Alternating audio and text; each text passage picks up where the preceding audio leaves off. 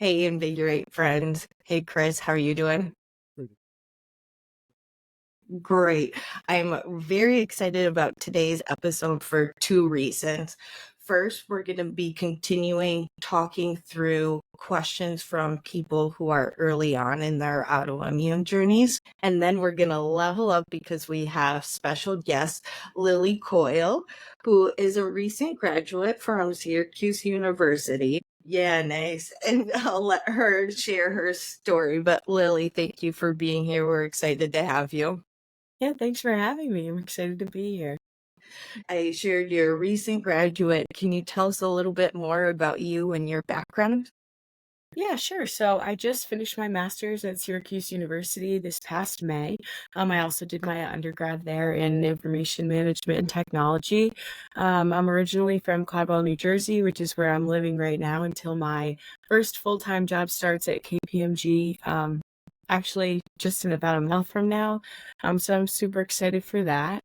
And I basically just got my lupus diagnosis back in March, but this has been about a 2-year journey of sort of trying to figure out what is going on with my health. But luckily, I have a great support system. I have a really supportive family that's been helping me through this, and some friends who are living through some other sort of rheumatology like issues like Hashimoto's, etc. So while it's definitely been difficult, I've had a lot of great people, especially like you guys who I've been introduced with, who have been really helping me on my way through this journey.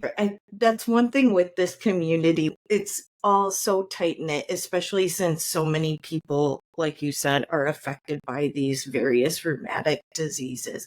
Very Yeah. happy to hear that you're on the other side of the diagnosis and doing well, though. Yeah.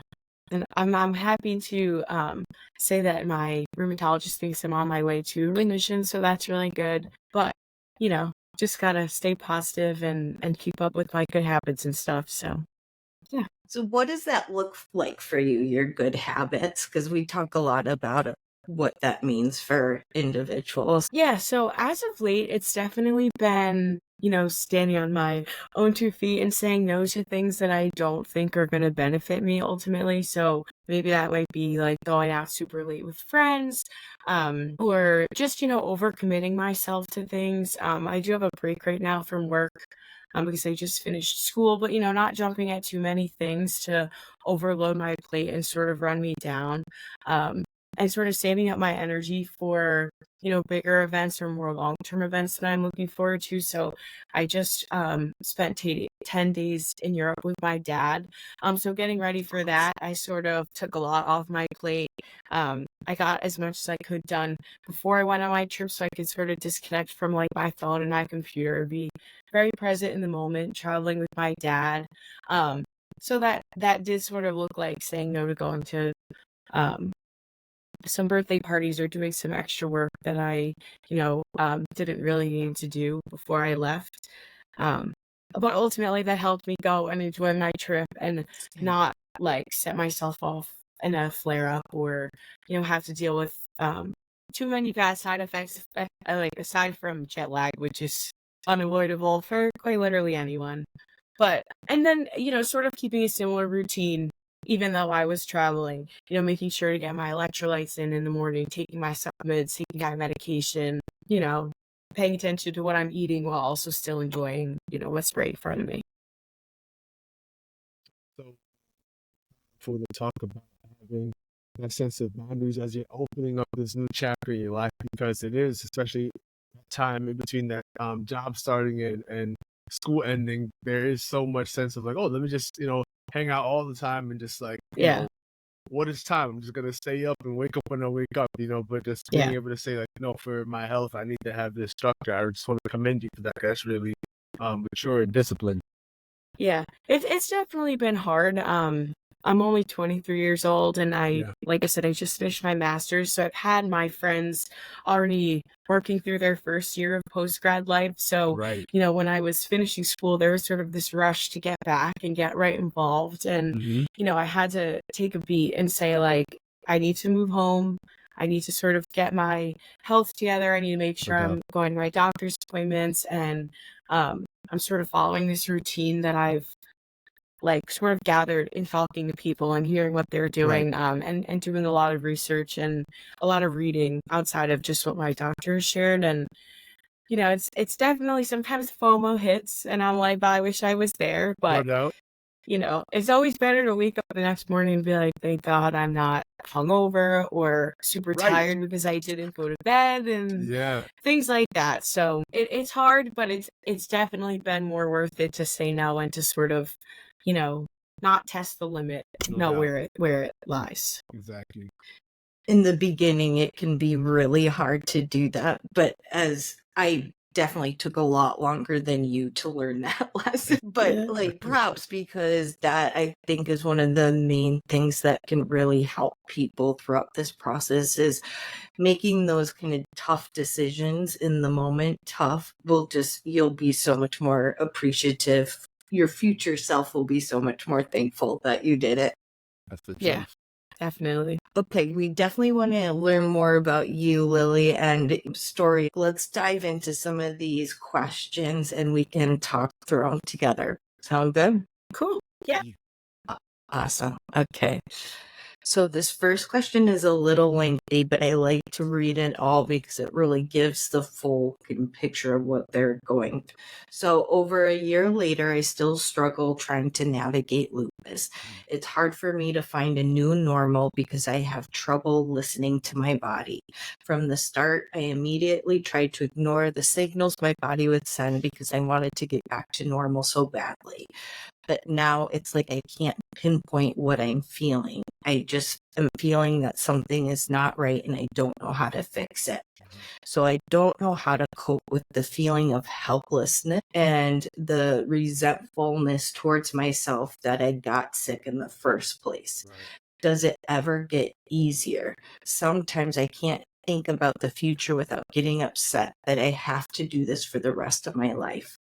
You've had lupus for a long time. How do you cope and manage it without it taking over your whole life? Yeah, I feel this question so personally because, like Lily, I was diagnosed in my early 20s. I think I was 24, so just a year older. But it made me so upset. I felt like I was robbed of my prime. Like when you're in your 20s, it's this time to build your life, whether it's your career, like you're taking trips with your friends, you're taking chances, you're taking risks that you can take when you're a young person who now is more independent than you were as a teenager. You don't have to necessarily ask for permission to try things out.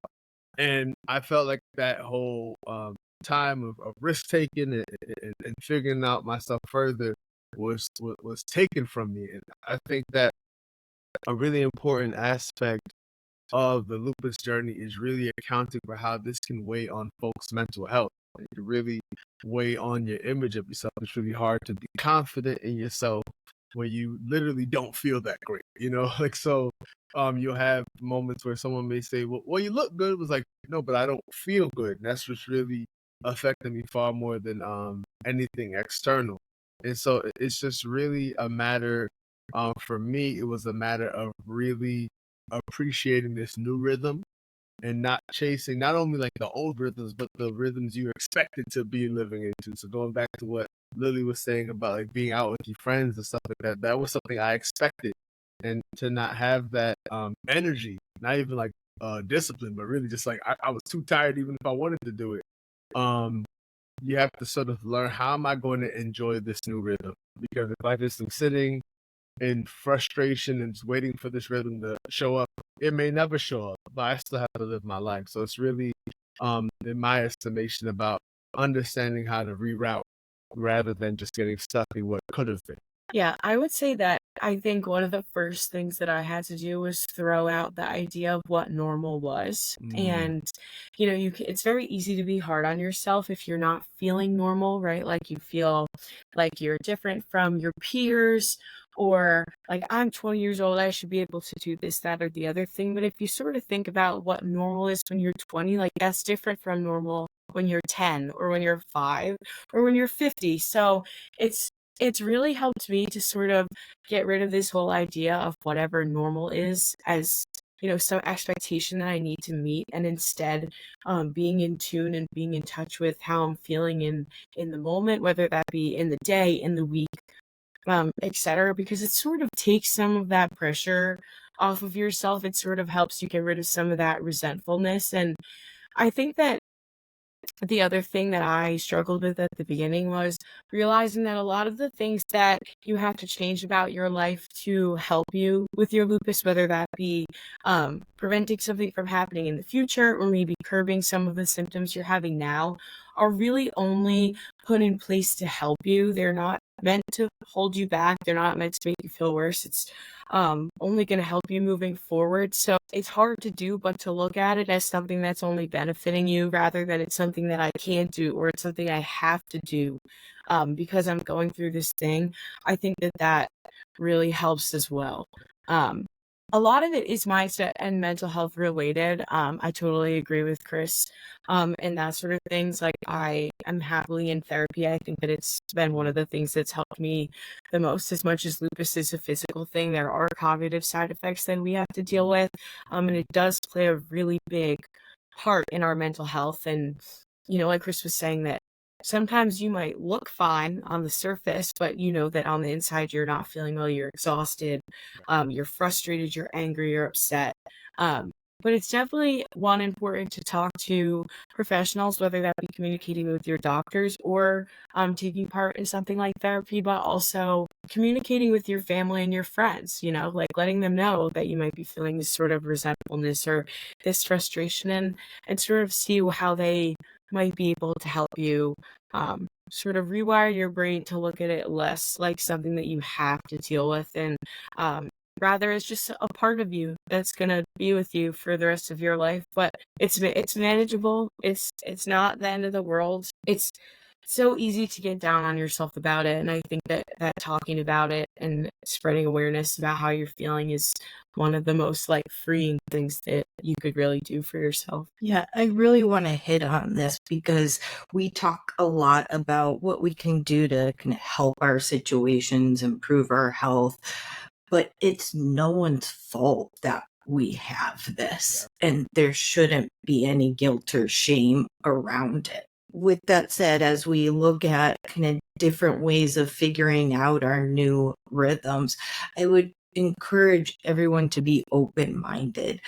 Something that may seem like you absolutely don't want to do right now, you may become interested in the future. And there's a lot of advice and suggestions. Take it with a grain of salt, but at least keep an open mind around them. All right, let's go to the next question.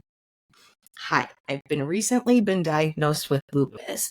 While I deal with my joint swelling and it hurts a lot, the fatigue is the hardest part about this. It makes me feel like I have the flu. With holidays and special events like vacations, how do you muster up enough energy to do things? Also, are you able to work with lupus? I feel like it's my full-time job lately. My goodness, I feel like it's just so many good parts. So I was like, where do I start with this question? I want to start about the whole battle of fatigue. We talked about it on the show quite a bit, and just being able, in my opinion, again, because I don't want to pretend it's like, oh, 5 easy steps to living with lupus, because everyone's journey has intricacies and the universal experience. I think that there's so much wisdom you get from saying, but now I know my rhythm, I know my space. So it's really figuring out, what time of day do I have most energy, right? So when I was an undergrad, maybe this is a lot of people's experience, I burned the candle at every end. I feel like I just put the candle in the microwave and just let the candle just melt. It's just gone, no more candle. And now it's really about me understanding, like, I work really well at this time of day. Like I work really well with the routine. These are the things I need to do. I need to make sure I'm drinking a ton of water first thing in the morning. I need to make sure I'm working out. Because if I don't work out, I feel sluggish. I'm sluggish. I won't do anything. Like, all these little things we continue to learn about ourselves. One of my biggest fears, because when I got diagnosed, I was a newlywed. And then when I had my second flare up, I had 2 kids under 2. my biggest fear was exactly that. Like, I didn't know how I was going to make a living, living with an illness like this. I was afraid I was going to have to be on disability for the rest of my life. And I just couldn't imagine, at the time I was a school teacher, I couldn't imagine going through a rigorous school day like that.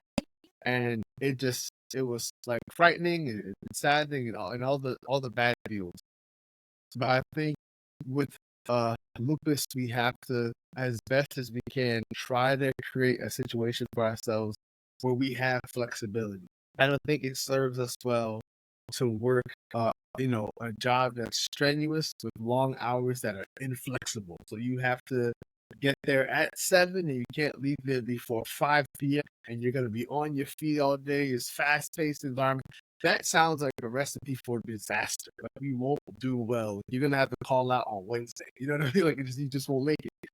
And I think if you're able to create a flexible schedule, like you're working with your manager or your department or you're an entrepreneur, you're setting your own hours.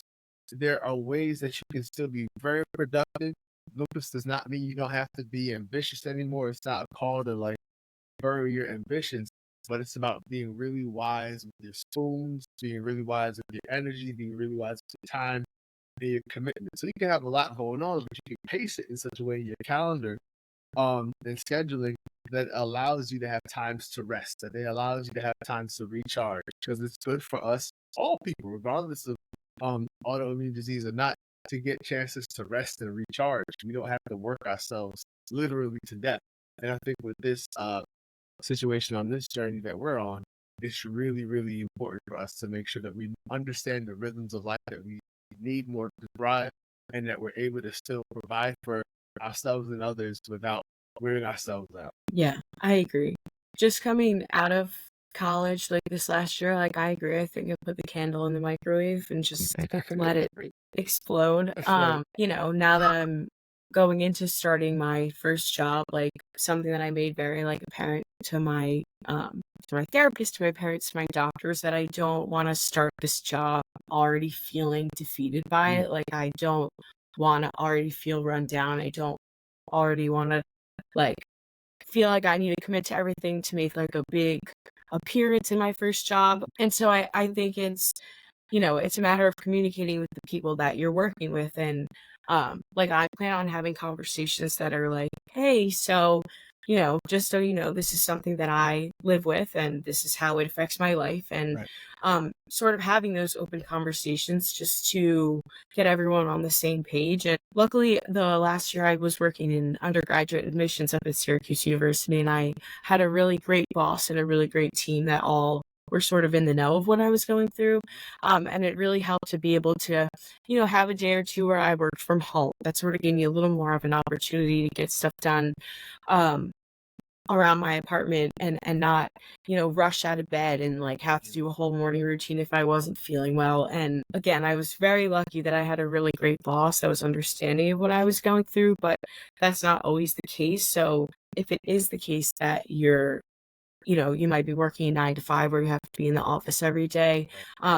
It's really focusing on what you're doing before and after work. So making sure that your morning routine, you're you're hydrated, you're getting your electrolytes and you're eating a good breakfast. And then after work, making sure you're disconnecting from your computer and taking the time to relax, whether that be read a book, watch The Real Housewives, whatever it might be, that sort of helps you wind down after work.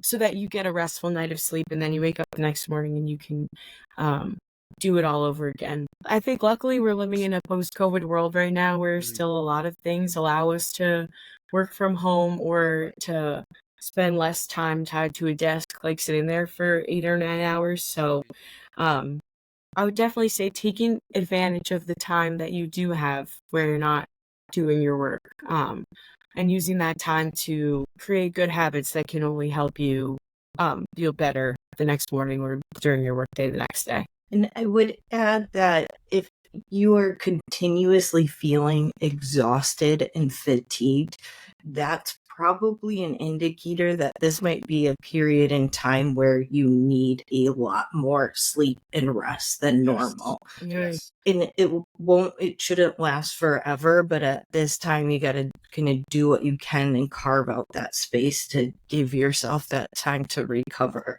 Easier said than done, but Right. I mean, it's so important. And then with what you're saying, with what both of you are saying, I think it's going to be really important. This field is something that we can say to anyone, but specifically talking to our community, it's so important not to, choose your job over your health.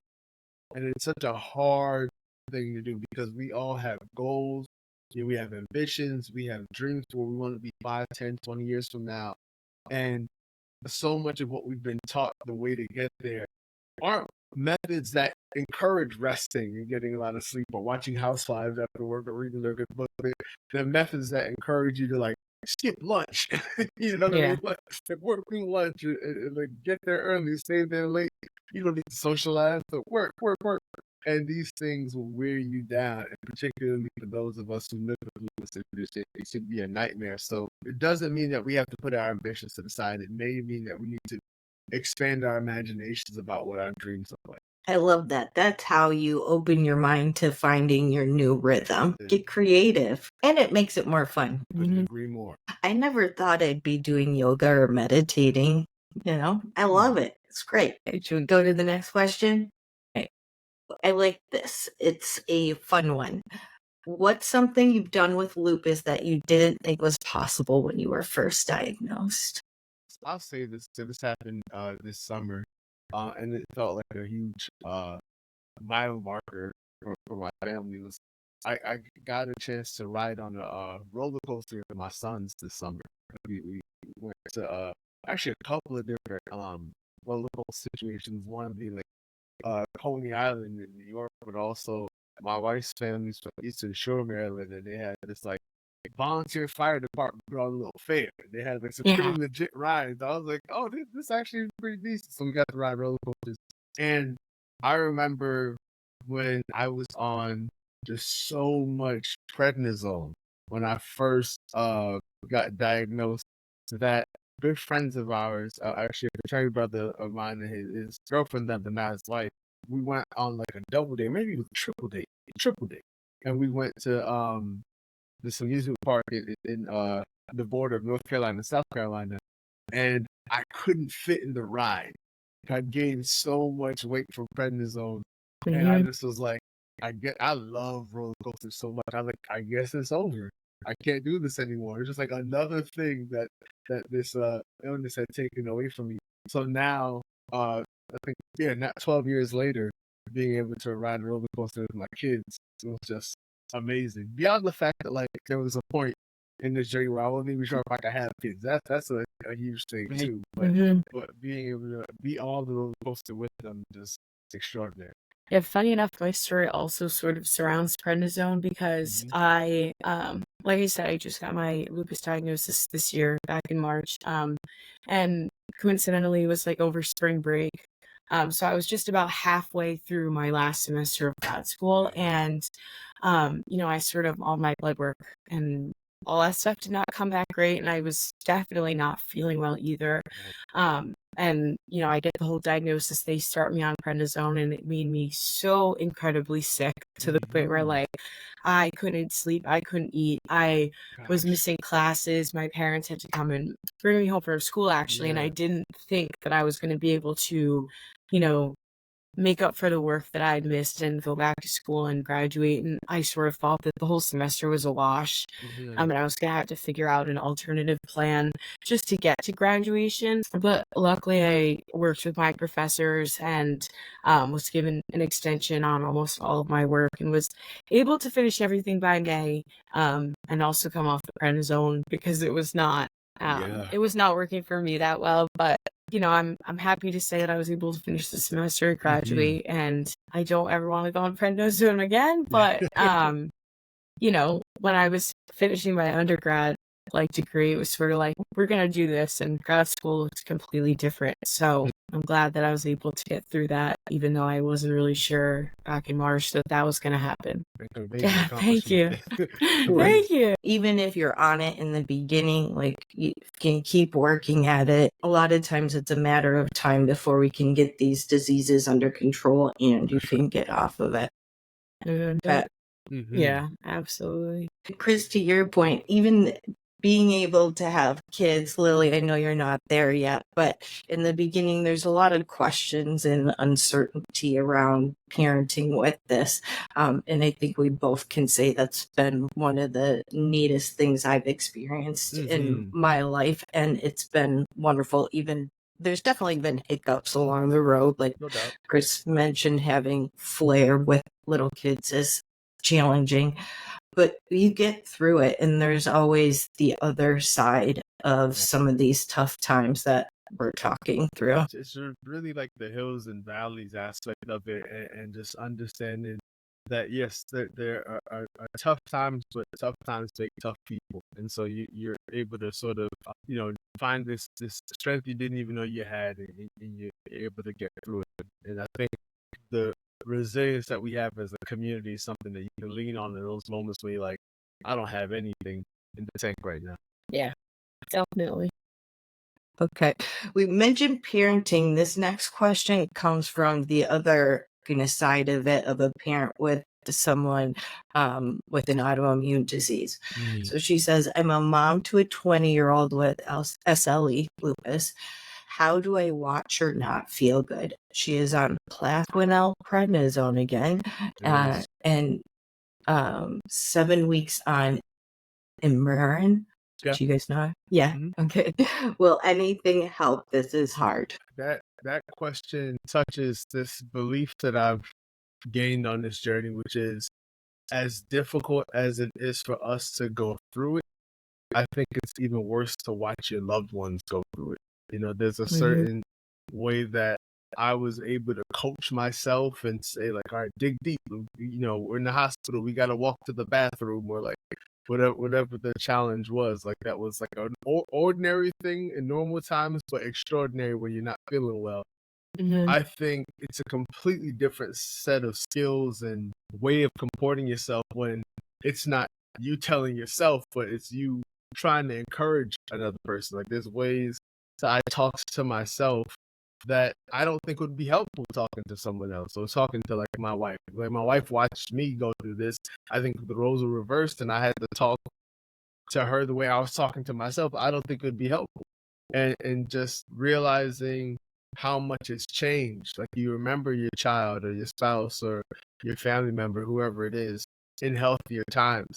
Like, how do you take care of them, but also take care of yourself so you have something to give? Like, people can get so worn down by caretaking. They can get so wrapped up so that there's nothing else going on in their mind. Like, it becomes their whole world. And how do they make sure they're taking care of their mental health and eating and taking a shower every day, like little things that can get lost. It's like, no, this is a crisis, and it's just but the need and the necessity of having that advocate, having that person who would be there on an everyday basis. I just was saying to my wife yesterday, we weren't even talking about lupus, but I think it still applies. I was saying to her that I know that I could get through this life. I could do life without her, but I'm so glad and happy that I get to do life with her. You know what I mean? And just this whole understanding of, like, it's really a blessing to be able to have family, whatever the dynamic is, and have that support in a healthy situation. It's just priceless. So that's really what I think the focus has to be on, is like, how do we take care of each other in the midst of that? Because it's just can otherwise be so overwhelming. Yeah, I definitely want to highlight Chris using the word encourage, because I think that it can be really easy, I guess, for someone who's on the other side of things to like feel bad for someone because this is something that they're going through. And when you tell people it's chronic and you have it for life and it doesn't entirely go away, people very quickly can be like, my God, that's so sad, or that's so upsetting. And then they sort of like inadvertently bring like a negative energy towards it. And I think that the word encourage does a better job of sort of bringing forth a positive attitude, sort of reminding whoever you're supporting that, like, yes, right now it might be a hard time for you, but it will get better. And you've gotten to where you are now, and you can do that again, in the future. So, I think that it's definitely not easy watching someone go through it. I have a friend who has Hashimoto's, and it hurts me to watch her go through it as if I don't have lupus, which is a similar, Right. not exactly the same, but a similar autoimmune disease. Yeah. So I know what it feels like to feel for someone else who's going through it, but I think that when you take out the, like, oh my God, and sort of making them feel othered for having it, I think that makes um it a little easier and a little lighter. And I also think that I know I said before to take out the word normal, but bringing or maintaining normality in daily happenings, I think, also helps people. So, my parents let me sleep in, and they don't act like, oh my God, she's really sick right now, she needs more rest. They just, like, I'm a 23-year-old girl, I just got home from college, I'm sleeping in, I want to sleep in. Sort of maintaining that normality and not like overdoing it on the, like, are you feeling okay, do you need this, that, or the other thing.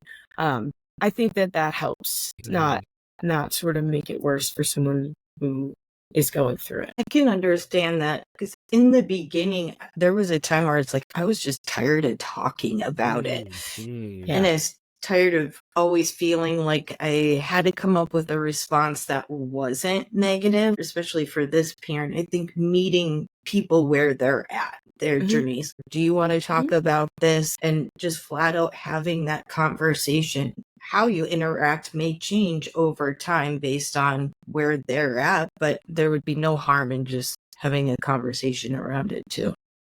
Yeah, the asking.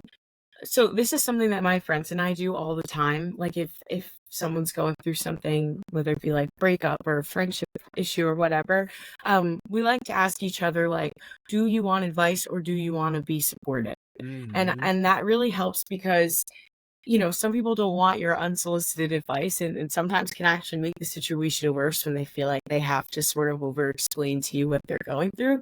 So I think that it's very helpful to say, like, do you want support? Like, do you want me to be there for you, just sit with you or whatever? Or do you want my advice? Or what's the other word? Not advice, but um, like ways for them to fix whatever's going on, Suggestions, recommendations. yeah, suggestion. Like, sometimes people just want to rant and rant and rant, and you just want to hear, I'm sorry, I'm here for you, and not, here's how you could fix it. Because especially in a situation like we're in, fixing it entirely an option. We have a chronic illness that you have to live with, and it doesn't just go away. So sometimes we don't want, like, maybe you should do this. And so we have doctors and other people for. So yeah. That was something that really got to me early on in my journey. I felt like everyone was trying to cure me. Yes. Like, Mhm. have you tried this? Are you doing this? Yep. And so I got to a point where I had a very kind of direct, probably slightly rude response about working with my care team and handling it through the Mayo Clinic. But I'm curious if you guys have any like go-to kind of sayings or just how you respond to kind of those situations when you feel like someone's trying to give you unsolicited advice. I think it really depends on like their persistence, because sometimes I really rely on folks getting like the sort of like social cues that like I'm good, right? Like, so if you're really trying to hand me this like silver bullet that doesn't exist, I'm like, oh man, I appreciate you. I understand, or I'm assuming that it's coming from a virtuous place of like wanting to help and like not knowing what to say and like trying to be patient with people who are just gonna have their foot in their mouth. But yeah, I try to just like it's like, oh cool, I got you. And just move on like really, really kind of, non-dramatically. But there's times where, you just have to really make sure like I hear you, I get what you're trying to say, but I got a whole team working for me that's got, we're cooking up a plan. I'm confident what they're doing. They just kind of shut it down. People will, to y'all's point, hit you with all kinds of stuff. I'm like, I don't know what corner of YouTube you found this cure from. Yeah. But I don't need Yeah. No. Really. Yeah. I would say the same thing. I am definitely very quick to inform people. Like, I have multiple doctors and they work together, and I follow what they say plus what I've researched on my own, because you're right. Like, I'll have people send me like TikTok links, and it's like, if you manifest upside down and backwards while eating a celery root, then you're fine. I'm like, I don't know how this person came up with that. It almost sounds like they just put in like a random word generator, how to fix something, and that's what it came up with. So yeah, I'm usually just quick to be like, I see my doctor every like X amount of weeks. We're good. Thank you so much for the offer though. But yeah, it could be hard. Leave it up to the experts. Right? Exactly. So, Lily, as we wrap up, what are you focusing on now with your health and as you head into taking on a full-time job? Yeah, I would say the biggest thing that I'm trying to sort of nail down right now is my routine, because admittedly I've been enjoying my summer off, my summer fun. And so I'm, retraining my sleep schedule to wake up a little earlier, which means going to bed earlier. Trying out like meal prepping. So making sure that I have like a breakfast, a lunch, and a dinner prepared. Another thing that I'll be sort of dealing with my first couple months of work is the commute. So I live in New Jersey. I'm going to be working in New York City. So sort of factoring in the time of me sitting on the train and how do I utilize that time. Carrying over, like, I also meditate, I journal a lot. I have my journal right next to me. So just sort of planning out what my day is going to look like, instead of me being at home and having almost nothing to do, now adding in a 9 to 5 and using those times before and after work to really maintain those habits that I've started, and making any tweaks as I have to. I still haven't started yet, so I'm getting prepared now so that it's not completely shell shocking and I have to get up at 5:45 in a couple weeks, but it'll be fine. And I think that I'm trying to do the best I can to maintain just a positive energy going into it. So, I might feel tired the first couple weeks. It might be a lot to do the commute, but knowing that it's not permanent, that I will soon have the opportunity to move out. And I will get not comfortable. I know you don't ever want to really be comfortable anywhere, because that means you're not growing, that means you're not changing. But eventually it will not feel like a burden to get me to get up in the morning and travel or whatever it may be. So that's my big goal going into my job. And I love that you're easing into it, because we talk about a lot of different things that can help, and it can feel overwhelming to have to implement them all at once. But Absolutely. just doing it slowly at your own pace, like, you'll get there. I have to laugh because Chris has openly talked on the podcast about how he's fallen asleep many a time on the train.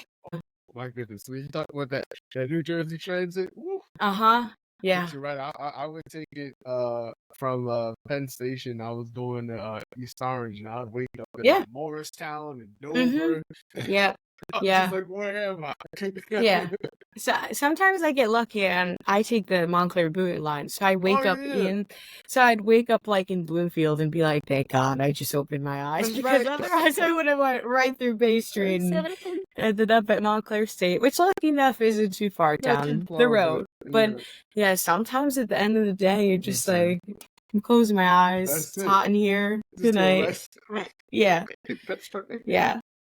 But no, it's definitely an experience, and I'm trying to ease into it so that it's not completely shocking when it happens. And I think that's how I felt about getting my diagnosis as well, that there's just so many things, right? You want to make sure you have a good sleep schedule. You want to make sure that you're eating an anti-inflammatory diet as to like sort of combat the pain that you're feeling. And there's so many other things that they recommend that you do or you don't do that you might not have done before. It definitely in the beginning felt like, oh my God, there's no way I'm going to be able to do all of this.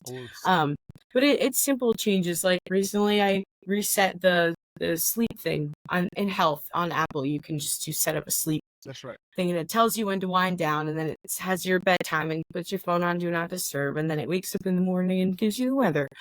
Even changing that, like, I'm 3 weeks out from starting my job, that's been helping.